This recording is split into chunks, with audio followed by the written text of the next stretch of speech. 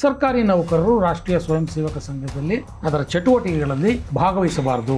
ಕರವೇನಲ್ಲಿ ಹಾಗಾದ್ರೆ ಭಾಗವಹಿಸ್ಬೋದಾ? STPIನಲ್ಲಿ ಭಾಗವಹಿಸ್ಬೋದಾ? ಅದಕ್ಕೇನಾದರೂ ಪರ್ಮಿಷನ್ ತೊಗೊಂಡಿದ್ದಾರೆ ಯಾರಾದರೂ? ಅವರೆಲ್ಲ ಸರ್ಕಾರಿ ನೌಕರರು, ಯಾಕೆ ಈ ಸಂಘಗಳನ್ನು ಮಾಡ್ಕೊಂಡಿದ್ದಾರೆ? RSS ಮೇಲ್ಜಾತಿ ವರ್ಗಗಳ ಒಂದು ಸಂಘಟನೆ. ಸಂಘದಲ್ಲಿ ಯಾವುದೇ ಜಾತಿ ಪದ್ಧತಿ ಇಲ್ಲ. ಶಾಖೆಗೆ ಬರುವಂತವರು ಅವರು ಎಲ್ಲಾ ಜಾತಿಯವರು ಬರ್ಬೋದು. ಸಂಘಕ್ಕೆ ಬಂದವರು ಎಲ್ಲರೂ ಸ್ವಯಂ ಸೇವಕ ಅಷ್ಟೇ. ಗಾಂಧೀಜಿ ಕೂಡ ಹರಿಜನರು ಅಂತ ಕರೆದ್ರು. ಸಂಘದಲ್ಲಿ ಹರಿಜನ ಅನ್ನೋ ಶಬ್ದವೇ ಇಲ್ಲ. RSS ಮುಸ್ಲಿಂ ಮತ್ತು ಕ್ರೈಸ್ತರನ್ನ ವಿರೋಧಿಸುತ್ತೆ. ಕೇರಳದಲ್ಲಿ ಕೂಡ ಇಂತಹ ಉದಾಹರಣೆಗಳು ತುಂಬಾ ಇದೆ. ನೀವು ಹಿಂದೂನಾ, ನೀವು ಮುಸ್ಲಿಮ, ನೀವು ಕ್ರಿಶ್ಚಿಯನ್ನ ಅಂತ ಯಾರನ್ನೂ ನೋಡೋದಿಲ್ಲ. ಸಂಘ ಮುಸ್ಲಿಂ ಅಥವಾ ಕ್ರಿಶ್ಚಿಯನ್ ವಿರೋಧಿಗಳಲ್ಲ. ನೀವು ಯಾವ ಧರ್ಮಕ್ಕೆ ಬೇಕಾದರೂ ಸರಿ, ನಾವು ಈ ದೇಶಕ್ಕೆ ನಿಷ್ಠರಾಗಿರಬೇಕು. ಇತ್ತೀಚಿನ ದಿನಗಳಲ್ಲಿ ಅದರಲ್ಲೂ ಕರ್ನಾಟಕದಲ್ಲಿ ಮತ್ತೆ ಎದ್ದಿರುವಂಥ ಒಂದು ವಿಚಾರ ಅಂತಂದರೆ, ಸರ್ಕಾರಿ ನೌಕರರು ರಾಷ್ಟ್ರೀಯ ಸ್ವಯಂ ಸೇವಕ ಸಂಘದಲ್ಲಿ ಅದರ ಚಟುವಟಿಕೆಗಳಲ್ಲಿ ಭಾಗವಹಿಸಬಾರದು. ಹೊಸ ನಿಯಮ ಒಂದು ತಂದಿದ್ದಾರೆ ಕಳೆದ ಒಂದು 15-20 ದಿನಗಳ ಹಿಂದೆ. ಆ ವಿಚಾರದಲ್ಲಿ ನೌಕರರು ಈಗಲೂ ಸಹ ಗೊಂದಲಕ್ಕೆ ಒಳಗಾಗಿದ್ದಾರೆ. ಕಾರ್ಯಕರ್ತರು, ಸ್ವಯಂ ಸೇವಕರು ಸಹ ಗೊಂದಲಕ್ಕೆ ಒಳಗಾಗಿದ್ದಾರೆ. ಈ ಹಿಂದಿನಿಂದಲೂ ನಾವು ಚಟುವಟಿಕೆಯಲ್ಲಿ ಭಾಗವಹಿಸ್ಕೊಂಡು ಬರ್ತಾ ಇದ್ವಿ, ಈಗೇನು ಹೊಸದಾಗಿ ಬಂದ್ಬಿಡ್ತಲ್ಲ ಅಂತ. ಇದ್ರ ಬಗ್ಗೆ ಏನು ನಿಮ್ಮ ವಿವರಣೆ? ಮೊನ್ನೆ ಪತ್ಸಂಚನದಲ್ಲಿ ರಾಯಚೂರು ಜಿಲ್ಲೆಯ ಸಿರಿವಾರ ತಾಲೂಕಿನ ಪಂಚಾಯಿತಿ ಅಭಿವೃದ್ಧಿ ಅಧಿಕಾರಿ ಅವರು ಭಾಗವಹಿಸಿದರು, PDO. ಹೌದು. ಅದಕ್ಕೆ ಅವರನ್ನು ಸಸ್ಪೆಂಡ್ ಮಾಡಿದೆ. ಆದರೆ ಈಗ ಅವರು ಕೋರ್ಟಿಗೆ ಹೋಗಿದ್ದಾರೆ. ಕೋರ್ಟಲ್ಲಿ ಈ ಥರ ಕರ್ನಾಟಕ ಕಾಂಗ್ರೆಸ್ ಸರ್ಕಾರ ಮಾತ್ರ ಅಲ್ಲ, ಇನ್ನೂ ಅನೇಕ ಬೇರೆ ಬೇರೆ ರಾಜ್ಯ ಸರ್ಕಾರಗಳು ಕೂಡ ಸರ್ಕಾರಿ ನೌಕರರು RSSನಲ್ಲಿ ಭಾಗವಹಿಸೋದಕ್ಕೆ ಪ್ರತಿಬಂಧ ವ್ಯಕ್ತಪಡಿಸಿದರು. ಅವರೆಲ್ಲರೂ ನ್ಯಾಯಾಲಯಕ್ಕೆ ಹೋಗಿದ್ದರು. ಅನೇಕ ಕೋರ್ಟ್ಗಳಿದೆ. ಹೊಸದಿಗಂತ ಪತ್ರಿಕೆ ಮೊನ್ನೆ ಅಕ್ಟೋಬರ್ 21ಕ್ಕೆ ಅದರ ಬಗ್ಗೆನೇ ಒಂದು ವಿಶೇಷ ಪುರವಣಿನೇ ತಂದಿದೆ. ಅದರಲ್ಲಿ ಇದೆಲ್ಲ ವಿವರಗಳಿದೆ. ಹತ್ತಿರ ಇಂದೋರು, Patna, Bombay, Uttar Pradesh high court, Rajasthan high court, Punjab high court, ನಮ್ಮ ಹಿಂದೆ ಮೈಸೂರು ಸರ್ಕಾರ ಅದು ಸೇರಿದಂತೆ ಕೇರಳ ಹೈಕೋರ್ಟು, ಇದೆಲ್ಲ ಒಂದು 14 ಕೋರ್ಟ್ಗಳ ತೀರ್ಪಿದೆ. ಅದು ಬೇರೆ ಬೇರೆ ವ್ಯಕ್ತಿಗಳು ಕೋರ್ಟಿಗೆ ಹೋಗಿದ್ದರು. ಅದೆಲ್ಲದರ ತೀರ್ಪಿನ ಸಾರಾಂಶ ಏನಂದರೆ, ರಾಷ್ಟ್ರೀಯ ಸ್ವಯಂ ಸೇವಕ ಸಂಘದ ಚಟುವಟಿಕೆಗಳಲ್ಲಿ ಭಾಗವಹಿಸುವ ಆಧಾರದ ಮೇಲೆ ಯಾವುದೇ ಉದ್ಯೋಗಿಯನ್ನು ಸೇವೆಯಿಂದ ವಜಾಗೊಳಿಸುವಂತಿಲ್ಲ ಅಂತ. ಹಿಂದೆ ಮೈಸೂರು ಸರ್ಕಾರದಲ್ಲೂ ಒಬ್ಬರು ರಂಗನಾಥಾಚಾರ್ ಅಗ್ನಿಹೋತ್ರಿ ಅಂತ ಅವರು ಮುನ್ಸಿಫ್ ಪರೀಕ್ಷೆಗೆ ಬರೆದಿದ್ದರು. ಟಾಪ್ನಲ್ಲಿದ್ದರು, 14ನೇ ಇದರಲ್ಲಿದ್ದರು. ಆದರೆ ಅವರನ್ನು ಆಯ್ಕೆ ಮಾಡಲಿಲ್ಲ. ಅವರಿಗಿಂತ ಕೆಳಗೆ ಬಂದವ್ರನ್ನ ಮುನ್ಸಿಫ್ ಆಗಿ ನೇಮಕ ಮಾಡಿದರು. ಸರಿ, ಇವರು ಕೋರ್ಟಿಗೆ ಹೋದರು, ನನ್ನನ್ನು ಯಾಕೆ ಆಯ್ಕೆ ಮಾಡಲಿಲ್ಲ ಅಂತ. ಆಗ ಸರ್ಕಾರ ಕೊಟ್ಟ ಕಾರಣ ಏನಂದರೆ, ಇವರು RSSಗೆ ಹೋಗ್ತಿದ್ದಾರೆ, RSSನ ಜೊತೆಗೆ ಇವರು ಸಂಬಂಧ ಇದೆ. RSS ಅಂದರೆ ಒಂದು ಕೋಮುವಾದಿ, ಒಂದು ವಿಧ್ವಂಸಕ, ಸಮಾಜ ವಿರೋಧಿ ಸಂಸ್ಥೆ ಅಂತ ಆಗ ಸರ್ಕಾರದ ಇದಿತ್ತು ವಾದ. ಆದರೆ ಕೋರ್ಟ್ನಲ್ಲಿ ಅದು ಬಿದ್ದೋಯ್ತು. ಕೋರ್ಟ್ ಏನು ಹೇಳ್ತು ಅಂದರೆ, ಈ ರೀತಿ ನ್ಯಾಯಾಲಯದ ಒಂದು ಮಹತ್ವದ ತತ್ವ ಎತ್ತಿಡಿದಿದ್ದಾಗ, ಅದೇನು ಅಂದರೆ, ಪ್ರಜಾಸತ್ತಾತ್ಮಕ ಜೀವನ ವಿಧಾನವನ್ನು ಒಪ್ಪಿಕೊಂಡಿರುವ ನಮ್ಮಂತಹ ದೇಶದಲ್ಲಿ ಶಾಂತಿಯುತ ಅಥವಾ ಅಹಿಂಸಾತ್ಮಕ ಸಂಘದ ಸದಸ್ಯತ್ವವು ಒಬ್ಬ ವ್ಯಕ್ತಿಯನ್ನು ಹುದ್ದೆಗೆ ಅನರ್ಹನನ್ನಾಗಿ ಮಾಡುತ್ತದೆ ಎಂಬ ಪ್ರತಿಪಾದನೆಯನ್ನು ಒಪ್ಪಿಕೊಳ್ಳುವುದು ಸಮಂಜಸವಲ್ಲ. ಅವನಲ್ಲಿ ಇನ್ಯಾವುದಾದ್ರೂ ದೋಷ ಇಲ್ಲದೇ ಇದ್ದಾಗ. ಇದು ಸಂಘಟನಾ ಸ್ವಾತಂತ್ರ್ಯದ ಹಕ್ಕನ್ನು ಎತ್ತಿಡಿಯುವ ಪ್ರಮುಖ ಸಂಗತಿಯಾಗಿದೆ ಅಂತ ಹೇಳಿದರು ಅವರು. ಕೊನೆಗೆ ತೀರ್ಪಿನಲ್ಲಿ ಏನು ಹೇಳಿದರು ಅಂದರೆ, ಈ ಅರ್ಜಿದಾರರನ್ನು ಅಂದರೆ ಮುನ್ಸಿಫ್ ಪರೀಕ್ಷೆಗೆ ಬರೆದಂಥ ಅಗ್ನಿಹೋತ್ರಿ ಅವ್ರನ್ನ ಹುದ್ದೆಗೆ ನೇಮಕ ಮಾಡದಿರುವ ಸರ್ಕಾರದ ಕ್ರಮವು ಅಸಂಬದ್ಧ ಪರಿಗಣನೆ ಅಂತ ಅದು ಹೇಳಿತ್ತು. ಅಸಂಬದ್ಧವಾಗಿದೆ ಮತ್ತು ನಿರಂಕುಶವಾಗಿದೆ, ಏಕಪಕ್ಷೀಯವಾಗಿದೆ. ಆದ್ದರಿಂದ ಆ ಕ್ರಮವನ್ನು ಅಸಿಂಧು ಎಂದು ಘೋಷಿಸಲಾಗಿದೆ ಅಂತ ಹೇಳಿ ಕೋರ್ಟು ಅರ್ಜಿದಾರರ ವೈಯಕ್ತಿಕವಾಗಿ ಅವರು ಅರ್ಹ ಅಂತ ಕಂಡು ಬಂದರೆ ಅವರನ್ನು ತಕ್ಷಣವೇ ಮುನ್ಸಿಫ್ ಹುದ್ದೆಗೆ ನೇಮಕ ಮಾಡಬೇಕು ಅಂತ ನ್ಯಾಯಾಲಯ ಹೇಳಿರೋದು. ನ್ಯಾಯಾಲಯ ತೀರ್ಪು ಕೊಟ್ಟಿತ್ತು. ಈ ಥರ ಅನೇಕ ತೀರ್ಪುಗಳ ಒಂದು ಇದೆ. ಅದೊಂದು ಪುಸ್ತಕವನ್ನೇ ಮಾಡಿದ್ದಾರೆ, ಜಸ್ಟಿಸ್ ಆನ್ ಟ್ರಯಲ್ ಮತ್ತು ಇನ್ನೇನೋ ಜಡ್ಜ್ಮೆಂಟ್ ಅನ್ನೋ ಒಂದು ಪುಸ್ತಕ ಇಂಗ್ಲೀಷ್ನಲ್ಲಿದೆ. ಅದನ್ನು ಓದಿದರೆ ಇದೆಲ್ಲ ತೀರ್ಪುಗಳ ಒಂದು ಸಾರಾಂಶ ಸಿಗುತ್ತೆ, ಯಾರ್ಯಾರು ಕೋರ್ಟಿಗೆ ಹೋಗಿದ್ರು ಅಂತ. ಹಾಗಾಗಿ ಸರ್ಕಾರಿ ನೌಕರರು ಭಾಗವಹಿಸಬಾರದು ಅಂತ ಎಲ್ಲೂ ಕೂಡ ಇಲ್ಲ. ಯಾಕೆಂದರೆ ಸಂವಿಧಾನ ಕೊಟ್ಟಿರುವಂಥ ಮೂಲಭೂತ ಹಕ್ಕು ಈ ಥರ ಸಂಘಟನೆಗಳಲ್ಲಿ ಭಾಗವಹಿಸ್ಬೋದು ಅಂತಿದೆ. ಈಗ ಕರವೇನಲ್ಲಿ ಹಾಗಾದರೆ ಭಾಗವಹಿಸ್ಬೋದಾ? ಅಥವಾ ಇನ್ಯಾವುದೋ STPIನಲ್ಲಿ ಭಾಗವಹಿಸ್ಬೋದಾ? ಅದಕ್ಕೇನಾದರೂ ಪರ್ಮಿಷನ್ ತೊಗೊಂಡಿದ್ದಾರೆ ಯಾರಾದರೂ? ಏನಿಲ್ಲ.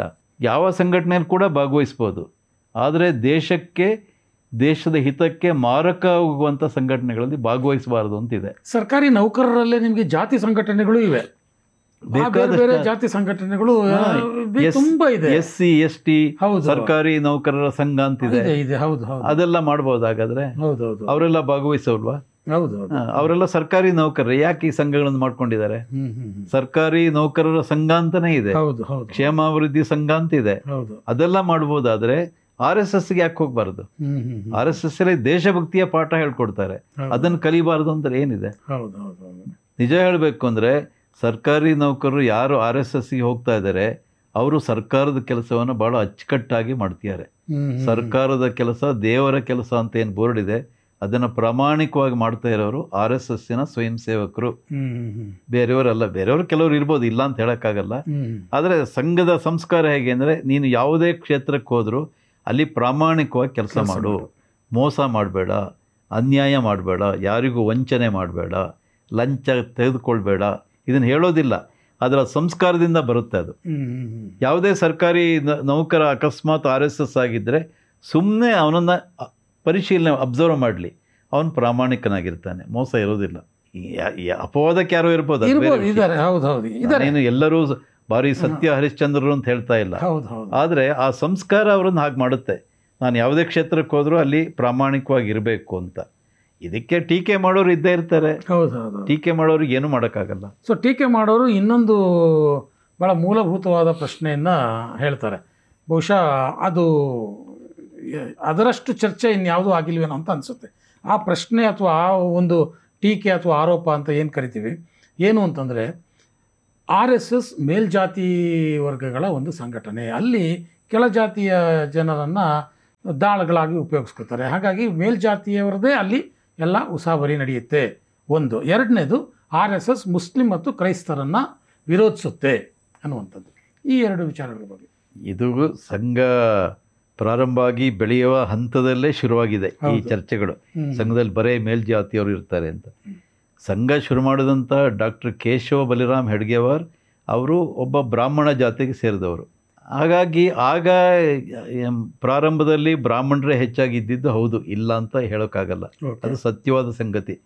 ಹೆಡ್ಗೇವಾರು ಅವ್ರ ಜೊತೆಗೆ ಬಂದಂಥ ಯಾದವರಾವ್ ಜೋಶಿ ಇರ್ಬೋದು, ದಾದಾ ಪರಮಾರ್ಥ ಇರ್ಬೋದು, ಅಥವಾ ದತ್ತೋಪಂತ ಟೆಂಗಡಿರು, ಅವರೆಲ್ಲ ಮೇಲ್ಜಾತಿಯವರೇ. ಮೇಲ್ಜಾತಿ ಅಂತ ಸಂಘ ಹೇಳೋದಿಲ್ಲ, ಈ ಸಮಾಜದಲ್ಲಿ ಇದೆಯಲ್ಲ ಮೇಲ್ಜಾತಿ ಕೆಳಜಾತಿ ಅಂತ.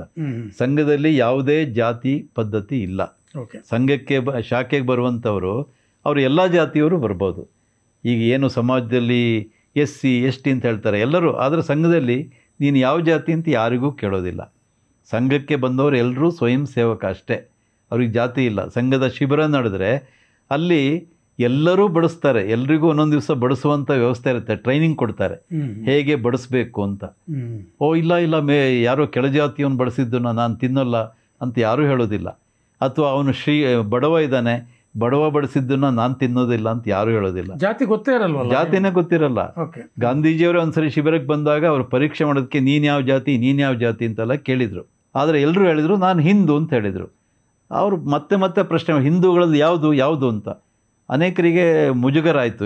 ಕೊನೆಗೆ ಒಬ್ಬ ಹೇಳ್ದ, ಈ ಪ್ರಶ್ನೆ ಕೇಳಿ ನನಗೆ ಬಹಳ ಸಂಕಟ ಆಗ್ತಾ ಇದೆ, ನಿಜವಾಗಿ ನಾನೊಬ್ಬ ಮಹಾರ್ ಅಂದರೆ ಮಹಾರಾಷ್ಟ್ರದಲ್ಲಿ ಭಾಳ ಕೆಳಗಿನ ಜಾತಿ, ಅಂದರೆ ಶೆಡ್ಯೂಲ್ಡ್ ಕ್ಯಾಸ್ಟ್ ಅಂತ ಏನು ಹೇಳ್ತಾರೆ. ಸಂಘದಲ್ಲಿ ಕೆಳಗಿನ ಜಾತಿ ಅಂತ ಹೇಳೋಲ್ಲ, ಸಮಾಜದಲ್ಲಿ ಹೇಳ್ತಾರಲ್ಲ, ಅದಾಗಿದ್ದವನು. ನೀವು ಕೇಳಿದಾಗ ನನಗೆ ತುಂಬ ದುಃಖ ಆಯಿತು, ನಾನು ಮಹಾರ್ ಜಾತಿಗೆ ಸೇರಿದವನು ಅಂತ. ಅವ್ರಿಗೆ ಆಶ್ಚರ್ಯ ಆಯಿತು ಗಾಂಧೀಜಿಗೆ, ಅಂದರೆ ಇಲ್ಲಿ ಎಲ್ಲರೂ ಇದ್ದಾರೆ ಅಂಥೇಳಿ. ಕೊನೆಗೆ ಡಾಕ್ಟರ್ ಹೆಡ್ಗೇವಾರನ್ನು ಭೇಟಿ ಮಾಡಿದಾಗ ಹೇಳಿದರು, ನಾನೇನೋ ಒಂದು ಕೆಲಸ ಮಾಡಬೇಕು ಅಂತಿದ್ದೆ, ಈ ಹರಿಜನರ ಒಂದು ಉದ್ಧಾರ, ಅದನ್ನು ನೀವು ಮಾಡ್ತಾ ಇದ್ದೀರಿ ಅಂತ ಹೇಳಿದರು. ಗಾಂಧೀಜಿ ಕೂಡ ಹರಿಜನರು ಅಂತ ಕರೆದ್ರು. ಸಂಘದಲ್ಲಿ ಹರಿಜನ ಅನ್ನೋ ಶಬ್ದವೇ ಇಲ್ಲ, ಉಪೇಕ್ಷಿತ ವರ್ಗ ಅಂತ ನಮ್ಮ ಒಂದು ಇದಕ್ಕೋಸ್ಕರ ನಾವು ಮಾಡ್ಕೊಂಡಿದ್ದೀವಿ ಅಷ್ಟೇ. ಉಪೇಕ್ಷಿತರು ಅಂದರೆ ಸಮಾಜಗಳಿಗೆ ಅನುಕೂಲ ಆಗೋಕ್ಕೋಸ್ಕರ ಮಾಡ್ಕೊಂಡಿದ್ದೀವಿ. ಅಂತಹ ಕೇರಿಗಳಿಗೆ ಹೋಗಿ ಶಾಖೆಗಳನ್ನು ಮಾಡಬೇಕು, ಅವ್ರ ಜೊತೆ ಸಾಮರಸ್ಯವನ್ನು ಮಾಡಬೇಕು ಅಂಥೇಳಿ ನಮ್ಮದು ಸಾಮರಸ್ಯ ಅಂತಲೇ ಒಂದು ಇದಿದೆ, ಆಂದೋಲನ, ಸಾಮರಸ್ಯ ವೇದಿಕೆ ಅಂತ. ಅದರಲ್ಲಿ ಈ ಥರ ಎಲ್ಲರನ್ನೂ ಸಂಘದ ಒಂದು ಇದಕ್ಕೆ ತರಬೇಕು ಅಂತ ಒಂದು ಮುಖ್ಯ ಪ್ರವಾಹ. ಆ ಪ್ರವಾಹದಲ್ಲಿ ಎಲ್ಲರನ್ನೂ ಜೋಡಿಸ್ಬೇಕು. ಹಾಗಾಗಿ ಇಲ್ಲಿ ಜಾತಿ ಪದ್ಧತಿಗಳಿಲ್ಲ. ಹಿಂದೆ ನಮ್ಮ ಪ್ರಾಂತದ ಸಂಘ ಚಾಲಕರು, ಅಂದರೆ ಇಡೀ ಪ್ರಾಂತಕ್ಕೆ ಅವರು ಇನ್ಚಾರ್ಜು ವೆಂಕಟರಾಮು ಅಂತಿದ್ದರು. ಅವರು ನಿಜವಾಗಿ ಹೇಳಬೇಕು ಅಂದರೆ ಅವರು ಅತ್ಯಂತ ಕೆಳಜಾತಿಗೆ ಸಂಬಂಧಪಟ್ಟವರು. ಆದರೆ ಸಂಘದಲ್ಲಿ ಅವರು ಕೆಳಜಾತಿನ ತಿಳ್ಕೊಂಡಿಲ್ಲ. ಅವರ ಅರ್ಹತೆ, ಅವರ ಒಂದು ಮೆರಿಟ್ಟು ಇದನ್ನೆಲ್ಲ ನೋಡಿ ಅವರನ್ನು ಸಂಘ ಚಾಲಕ ಮಾಡಿದರು. ಅವ್ರು ನಿಜವಾಗಿ ಸರ್ಕಾರದ ಎಂಪ್ಲಾಯಿ ಆಗಿದ್ದರು. ಅವರು ಕೂಡ ಆರೋಗ್ಯ ಇಲಾಖೆಯಲ್ಲಿ ಅಧಿಕಾರಿಯಾಗಿದ್ದವರು. ಅವರು ಅಧಿಕಾರಿ ಆಗಿರುವಾಗಲೇ ಸಂಘ ಚಾಲಕ ಮಾಡಿದರು. ಸಂಘದಲ್ಲಿ ಇರುತ್ತೆ, ಇಷ್ಟು ವರ್ಷ ಸಂಘ ಚಾಲಕ ಅಂತ ಇರುತ್ತೆ, ಅದರ ಪ್ರಕಾರ ಅವರು ಇದ್ದರು. ಅನೇಕರು ಆ ಥರ ಇದ್ದಾರೆ. ನಾವಿಲ್ಲಿ ಹೇಳ್ತಾ ಹೋದ್ರು ಸುಮಾರು ಜನರ ಹೆಸರು ಹೇಳಬೇಕಾಗುತ್ತೆ. ಬಹುಶಃ ಕೆಲವ್ರದ್ದು ಗೊತ್ತೂ ಇರೋದಿಲ್ಲ, ಕೆಲವ್ದು ಗೊತ್ತೇ ಇರಲ್ಲ ಅವರಿಗೆ. ಹಾಗಾಗಿ ಆ ಥರ ಜಾತಿ, ಮೇಲ್ಜಾತಿಯವ್ರಿಗೆ ಮಾತ್ರ ಶಾಖೆಗೆ ಬರೋರೆಲ್ಲ ಕಾಲಾಳುಗಳು ಅಂತ ಏನು ಈ ಟಿ ವಿ ಡಿಬೇಟ್ನಲ್ಲಿ ಚರ್ಚೆ ಆಗುತ್ತೆ, ಅದೆಲ್ಲ ಶುದ್ಧಾಂಗ ಸುಳ್ಳು. ಎಲ್ಲ ಜಾತಿಯವರಿಗೂ ಅವಕಾಶ ಇದೆ. ಶಾಖೆಯ ಮುಖ್ಯ ಶಿಕ್ಷಕ ಯಾರು ಬೇಕಾದರೂ ಆಗ್ಬೋದು. ಅವನಿಗೆ ಶಾಖೆ ನಡೆಸುವಂಥ ಅರ್ಹತೆ ಇದ್ದರೆ ಅವನು ಮುಖ್ಯ ಶಿಕ್ಷಕ ಆಗ್ಬೋದು, ಕಾರ್ಯವಾಗ್ಬೋದು. ಆಮೇಲೆ ಜಿಲ್ಲಾ ಕಾರ್ಯವಾಗ್ಬೋದು, ವಿಭಾಗ ಕಾರ್ಯವಾಗ್ಬೋದು, ಪ್ರಾಂತ ಮಟ್ಟದ ಕಾರ್ಯ ಕೂಡ ಆಗ್ಬೋದು. ಗೋಪಾಲ್ ಚೆಟ್ಟಿಯಾರ್ ಅಂತಿದ್ರು, ಅವರೇನು ಬ್ರಾಹ್ಮಣರಲ್ಲ, ಕಾಸರಗೋಡಿನವರು. ಅವರು ಪೆರ್ಲಾದವರು. ಅವರು ಮಂಗಳೂರು ವಿಭಾಗದ ಸಂಘ ಚಾಲಕ ಆಗಿದ್ದರು. ಜೊತೆಗೆ ಕೇರಳ ಸರ್ಕಾರದಲ್ಲಿ ತಹಶೀಲ್ದಾರ್ ಆಗಿದ್ದರು. ಅವರು ಸರ್ಕಾರಿ ನೌಕರ ತಹಶೀಲ್ದಾರ್ ಆಗಿದ್ದವರು, ವಿಭಾಗದ ಸಂಘ ಚಾಲಕ ಆಗಿದ್ದರು ಅವರು. ಮತ್ತು ಬ್ರಾಹ್ಮಣರಲ್ಲ ಅವರು. ಆದರೆ ಬ್ರಾಹ್ಮಣರ ಮನೆಗಳಲ್ಲಿ ಎಷ್ಟು ಚೆನ್ನಾಗಿ ಬರೀತಾ ಇದ್ರು ಅಂದರೆ ಅವರು ಬಹುಶಃ ಬ್ರಾಹ್ಮಣರೇ ಅಂತ ಅನೇಕರು ಅಂದ್ಕೊಂಡಿದ್ರು. ಅವ್ರ ಜಾತಿ ಯಾರಿಗೂ ಗೊತ್ತಿರಲಿಲ್ಲ. ಯಾವುದೋ ಮದುವೆ ಸಮಾರಂಭದಲ್ಲಿ ಹೋದಾಗ ಅಥವಾ ಇನ್ಯಾವುದೋ ಅವ್ರ ಮನೆಯ ಫಂಕ್ಷನ್ಗೆ ಹೋದಾಗ ಅವರ ಆಚಾರ ಪರಂಪರೆ ನೋಡಿ ನಮಗೆ ಜಾತಿ ಗೊತ್ತಾಗುತ್ತೆ ಹೊರತು ಸಂಘದಲ್ಲಿ ಜಾತಿ ಪದ್ಧತಿಗಳ ಇದೇ ಇಲ್ಲ, ಅದಕ್ಕೊಂದು ಮಹತ್ವ ಕೊಟ್ಟೇ ಇಲ್ಲ. ಯಾವುದೇ ಥರದ ಮಹತ್ವ ಇಲ್ಲ. ಎಲ್ಲರೂ ಒಂದೇ, ನಾವೆಲ್ಲರೂ ಹಿಂದೂ, ನಾವೆಲ್ಲರೂ ತಾಯಿ ಭಾರತ ಮಾತೆಯ ಮಕ್ಕಳು ಅಂತ. ಇನ್ನೊಂದು ನೀವು ಕೇಳಿದರೆ ಮುಸ್ಲಿಂ ಮತ್ತು ಕ್ರಿಶ್ಚಿಯನ್, ಇದು ಕೂಡ ಪ್ರಶ್ನೆ ಭಾಳ ವರ್ಷಗಳಿಂದ ಇದೆ. ಬೇಕಾದಷ್ಟು ಉದಾಹರಣೆಗಳನ್ನು ಕೊಡ್ಬೋದು. ಕೆಲವುದೇ ಉದಾಹರಣೆ ಹೇಳಬೇಕು ಅಂತಿದ್ರೆ, ಇತ್ತೀಚೆಗೆ ಕೇರಳದಲ್ಲಿ ಒಬ್ಬರು IPS ಆಫೀಸರ್, ಅವರ ಹೆಸರು ಜೇಕಬ್ ಥಾಮಸ್ ಅಂತ. ಅವರು ಕ್ರೈಸ್ತ ಜನಾಂಗಕ್ಕೆ ಸೇರಿದವರು, IPS ಅವರು ಈಗ ರಿಟೈರ್ಡ್. ಅವರು ಮೊನ್ನೆ ತಿರುವನಂತಪುರದ ಹತ್ತಿರ ಕೊಟ್ಟಾಯಂ ಅಲ್ಲಿ ಕೊಚ್ಚಿ ಪಥಸಂಚಲನದಲ್ಲಿ ಭಾಗವಹಿಸಿದ್ರು. ಪೂರ್ಣ ಗಣವೇಶ ಹಾಕ್ಕೊಂಡು ಭಾಗವಹಿಸಿದ್ರು. ಅವರು ಒಂದು ಮಾತನ್ನು ಹೇಳಿದ್ದಾರೆ, ಅದನ್ನು ಯಥಾವತ್ತು ನಾನು ಹೇಳಿಬಿಡ್ತೀನಿ. ಅವ್ರೇನು ಹೇಳಿದರು RSS ಬಗ್ಗೆ ಅಂದರೆ, I have been associated with the RSS for decades and have been in touch with the top brass of the organisation including Sarsanghchalak Shri Mohan Bhagwat ji. It was the discipline and selfless service of the cadre to the nation that attracted me to the RSS. RSSನಲ್ಲಿರುವಂಥ ಒಂದು ಶಿಸ್ತು ಮತ್ತು ನಿಸ್ವಾರ್ಥ ಸೇವಾ ಭಾವನೆ, ಇದು ನನ್ನನ್ನು attract ಮಾಡ್ತು RSSಗೆ ಅಂತ ಹೇಳಿದ್ದಾರೆ. ಇನ್ನೊಂದು ಮಾತು ಹೇಳಿದ್ದಾರೆ, I think there is no other organisation in the world that displace such dedication and devotion to the nation. ಈ ದೇಶಕ್ಕೆ ಇಷ್ಟೊಂದು ಬದ್ಧತೆ ಮತ್ತು ಇಷ್ಟೊಂದು ನಿಷ್ಠೆ ಪ್ರದರ್ಶನ ಮಾಡುವಂಥ ಇನ್ನೊಂದು ಸಂಘಟನೆ ನಾನು ನೋಡಿಲ್ಲ ಅನ್ನೋದನ್ನು ಅವ್ರು ಹೇಳಿದರು. ಹಾಗೆಯೇ ನಾಗ್ಪುರದಲ್ಲಿ ಒಬ್ಬರು ಮುನಾವರ್ ಯೂಸುಫ್ ಅಂತ, ಅವರು ಹೋಮಿಯೋಪತಿ ವೈದ್ಯರು. ಅವರನ್ನು ಸಂಘದ ಕಾರ್ಯಕ್ರಮಕ್ಕೆ ಕರೆದಾಗ ಅವರು ಸಂಘದ ಕಾರ್ಯಕ್ರಮದ ಅಧ್ಯಕ್ಷತೆಯನ್ನು ವಹಿಸಿದರು. ಹಾಗೆಯೇ ಇನ್ನೂ ರೇಷ್ಮಿ ಆಯಿಷಾ ಅಂತ ಒಬ್ಬ ಪ್ರಾಮಿನೆಂಟ್ ಮುಸ್ಲಿಂ ವುಮನ್, ಆಕೆ ಇತ್ತೀಚೆಗೆ ಸಂಘದ ಒಂದು ಕಾರ್ಯಕ್ರಮದಲ್ಲಿ ಪಾಲ್ಗೊಂಡಿದ್ದರು ಮತ್ತು ಸಂಘದ ಸಿದ್ಧಾಂತಗಳ ಬಗ್ಗೆ ಲೇಖನಗಳನ್ನು ಕೂಡ ಬರಿತಾಯಿದ್ರು. ಅದನ್ನು ಮುಸ್ಲಿಂ ಲೀಗ್ ವಿರೋಧ ಮಾಡಿ ಆಕೆಗೆ ಸಾಕಷ್ಟು ತರಾಟೆ ಕೂಡ ತಗೊಂಡಿತ್ತು. ಆದರೆ ಅವರೇನು ಹೆದರಲಿಲ್ಲ. ಇನ್ನೊಬ್ಬರು ಖಾದರ್ ಅಂತ ಒಬ್ಬರು, ಅವರು ಮುಸ್ಲಿಂ ಲೀಡರ್. ಅವರು ಸ್ನೇಹಬೋಧ ಅನ್ನುವಂಥ ಒಂದು ಕಾರ್ಯಕ್ರಮಕ್ಕೆ RSS ಕಾರ್ಯಾಲಯದಲ್ಲಿ ಬಂದು ಭಾಗವಹಿಸಿದ್ರು. ಅವರು ಭಾಗವಹಿಸಿದ್ದಕ್ಕೆ ಮುಸ್ಲಿಂ ಸಮಾಜದಲ್ಲಿ ಭಾರಿ ಆಕ್ರೋಶ ನಿರ್ಮಾಣ ಆಯಿತು, ಅದು ಬೇರೆ ವಿಚಾರ. ಹೀಗೆ ಬೇಕಾದಷ್ಟು ಜನ ಇದ್ದಾರೆ. ಆಕೆ ಇವರು ಒಂದು ಬರೆದಿದ್ದಾರೆ, ಏನು ಅಂದರೆ, RSS the organisation a Muslim like me has known when it turns 100. RSSಗೆ 100 ವರ್ಷ ಆದಾಗ ನಾನು ಅದನ್ನು ಅರ್ಥ ಮಾಡ್ಕೊಂಡಿದ್ದೀನಿ ಅನ್ನುವಂಥ ಮಾತನ್ನು ಅವ್ರು ಹೇಳಿದ್ದಾರೆ. ನಮ್ಮ ಕರ್ನಾಟಕದಲ್ಲೇ ಹೊಳೆನರಸೀಪುರದಲ್ಲಿ ನಮ್ಮ ಒಬ್ಬ ಕಾರ್ಯಕರ್ತ, ಅವ್ರು ಯಾವತ್ತೂ ನಾನು ಕ್ರಿಶ್ಚಿಯನ್ ಅಂತೆಲ್ಲ ಹೇಳ್ಕೊಂಡಿದ್ದಿಲ್ಲ, ಡ್ಯಾನಿ ಪಿರೇರಾ ಅಂತ. ಅವರು ವಿಜಯ ಕರ್ನಾಟಕ, ವಿಜಯವಾಣಿ ಇದರೆಲ್ಲ ಲೇಖನಗಳನ್ನು ಕೂಡ ಬರೀತಾರೆ, ಹೊಸದಿಗಂತಲ್ಲೂ ಬರೆದಿದ್ದಾರೆ. ಅವರು ನಮ್ಮ ಸಂಘದ ಕಾರ್ಯಕರ್ತರು. ಅವರು ವಾಸ್ತವಿಕವಾಗಿ ಒಬ್ಬ ಕ್ರೈಸ್ತ, ಆದರೆ ನಮ್ಮ ಹಿಂದೂ ಸಂಸ್ಕೃತಿ ಪರಂಪರೆ ಇದರ ಬಗ್ಗೆ ಅಗಾಧವಾದ ನಂಬಿಕೆ, ವಿಶ್ವಾಸ, ಗೌರವ ಇಟ್ಕೊಂಡಂಥವ್ರು.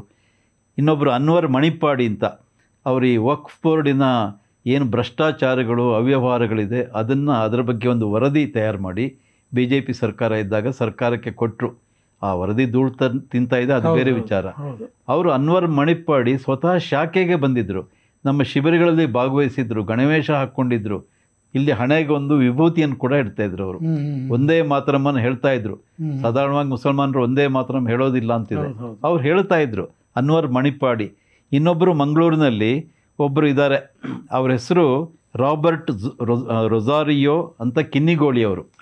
ಅವರು ದೊಡ್ಡ ಒಬ್ಬರು ಚಿಂತಕರು. ಅವರು ಆರ್ ಎಸ್ ಎಸ್ಸನ್ನು ಬೇಕಾದಷ್ಟು ಸಂದರ್ಭದಲ್ಲಿ ಹಾಡಿ ಹೊಗಳಿದ್ದಾರೆ, ಸಂಘದ ಕಾರ್ಯಕ್ರಮಗಳಿಗೆ ಕೂಡ ಬಂದಿದ್ದಾರೆ. 1986ರಲ್ಲಿ ಒಂದು ಪಥಸಂಚಲನ ಆಯಿತು ಮಂಗಳೂರಿನಲ್ಲಿ. ಪಥಸಂಚಲನಗಳು ನಡೀತಾರೆ ಇರುತ್ತೆ ಆಗಾಗ. ಈಗ ಖರ್ಗೆ ಅವ್ರಿಗೆ ಮಾತ್ರ ಈಗ ಕಣ್ಣಿಗೆ ಕಾಣ್ತಾ ಇದೆ, ಇದು ಯಾವಾಗಲೂ ನಡೀತಾ ಇರುತ್ತೆ. ಒಂದು ಪಥಸಂಚಲನ, ನಾನಲ್ಲಿ ಸಂಘದ ಪ್ರಚಾರಕ್ಕಾಗಿದ್ದೆ, ಚರ್ಚಿನ ಆವರಣದಿಂದ ಹೊರಡ್ತು. ಚರ್ಚಿನ ಎದುರುಗಡೆಯಿಂದನೇ ಪಥಸಂಚಲನ. ಸ್ವತಃ ಧ್ವಜಾರೋಹಣ ಮಾಡಿದ್ದು ಯಾರು ಅಂದರೆ ಅದೇ ಚರ್ಚಿನ ಫಾದರ್ ಧ್ವಜಾರೋಹಣ ಮಾಡಿದ್ರು. ಭಗವದ್ ಧ್ವಜದ ಆರೋಹಣ ಅವ್ರ ಕೈಯಿಂದ ಮಾಡಿಸಿ ಅಲ್ಲಿಂದ ಪಥಸಂಚಲನ ಸ್ಟಾರ್ಟ್ ಆಯಿತು. ಹಾಗೆ ಬೇರೆ ಬೇರೆ ಕಡೆಯಿಂದ ಶುರುವಾಗಿದ್ದು ಕೊನೆಗೆಲ್ಲ ಒಂದು ಕಡೆ ಒಟ್ಟಿಗೆ ನೆಹರು ಮೈದಾನದಲ್ಲಿ ಸೇರ್ತು. ಈ ಥರದ ಉದಾಹರಣೆಗಳು ಬೇಕಾದಷ್ಟಿದೆ. ಸಂಘದ ಅನೇಕ ಕಾರ್ಯಕ್ರಮಗಳಿಗೆ ಮಂಗಳೂರಿನಲ್ಲಿ, ಯಾಕೆಂದರೆ ಅಲ್ಲಿ ಕ್ರಿಶ್ಚಿಯನ್ರ ಒಂದು ಪ್ರಭಾವ ಜಾಸ್ತಿ ಇರೋದ್ರಿಂದ ಸಾಕಷ್ಟು ಬಾರಿ ಕ್ರಿಶ್ಚಿಯನ್ರು ಬಂದು ಅಧ್ಯಕ್ಷತೆ ವಹಿಸಿದ್ದಾರೆ. ಕೇರಳದಲ್ಲಿ ಕೂಡ ಇಂತಹ ಉದಾಹರಣೆಗಳು ತುಂಬ ಇದೆ. ಈಗ ಜೇಕಬ್ ಥಾಮಸ್ ಅಂತ ಏನು ಹೇಳಿದ್ರೆ ಅದು ಇತ್ತೀಚಿನ ಉದಾಹರಣೆ. ಅದಕ್ಕಿಂತ ಹಿಂದೆ ಕೂಡ ಸಾಕಷ್ಟು ಜನ ಬಂದಿದ್ದಾರೆ. ಅದಲ್ಲದೆ ಪ್ರಾಕೃತಿಕ ದುರಂತಗಳಾದಾಗ, ಉದಾಹರಣೆಗೆ ಎಲ್ಲೋ ಒಂದು ಕಡೆ ವಿಮಾನದ ದುರಂತ ಆಯಿತು, ಆಗ್ತಾನೆ ಇರುತ್ತಲ್ಲ, ಹಾಗೆ ನೆರೆ ಬಂತು, ಪ್ರವಾಹ ಬಂತು, ಅಂಥ ಸಂದರ್ಭದಲ್ಲಿ ಯಾರು ಸಂತ್ರಸ್ತರಾಗಿದ್ದಾರೆ ಆ ಸಂತ್ರಸ್ತರಾದಂಥವ್ರ ಸೇವೆಗೆ ಮೊದಲು ಧಾವಿಸೋದು R S S. Jayaprakash Narayan ಹೇಳಿದ್ದಾರೆ, ರೆಡಿ ಫಾರ್ ಸೆಲ್ಫ್ಲೆಸ್ ಸರ್ವಿಸ್ ಅಂತ. ಅದು ಮಿಲಿಟ್ರಿ, ಪೊಲೀಸು ಇವರೆಲ್ಲ ಹೋಗೋಕ್ಕೆ ಮುಂಚೆ ಫಸ್ಟ್ ಅಲ್ಲಿಗೆ ರೀಚ್ ಆಗೋದು ಆರ್ ಎಸ್ ಎಸ್ನವರು. ಅದನ್ನು ಬೇರೆಯವರು ಹೇಳ್ತಾರೆ. ಅಲ್ಲಿ ಹೋದಾಗ ನೀವು ಹಿಂದೂನಾ, ನೀವು ಮುಸ್ಲಿಮಾ, ನೀವು ಕ್ರಿಶ್ಚಿಯನ್ನ ಅಂತ ಯಾರನ್ನೂ ನೋಡೋದಿಲ್ಲ.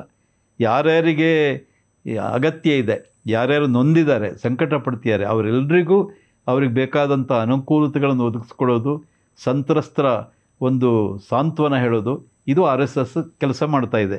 ಇಲ್ಲಿ ಬಜ್ಪೆ ಹತ್ರ ಒಂದು ಆಕ್ಸಿಡೆಂಟ್ ಆಯಿತು ಕೆಲವು ವರ್ಷಗಳ ಹಿಂದೆ, ಎಲ್ರಿಗೂ ಗೊತ್ತಿರುತ್ತೆ ಸಾಧಾರಣ.